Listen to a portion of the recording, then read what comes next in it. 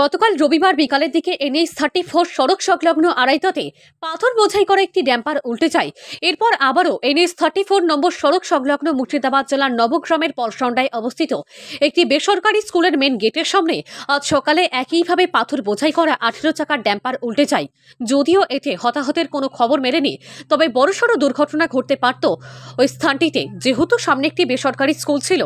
তাতে ছাত্রছাত্রীরা স্কুলে ঢোকবার জন্য সেখানে উপস্থিত ছিল এবং স্থানটিতে অনেকে প্রাতভ্রমণের জন্য ওই সময়ে এসে উপস্থিত ছিল বলে জানা যায়।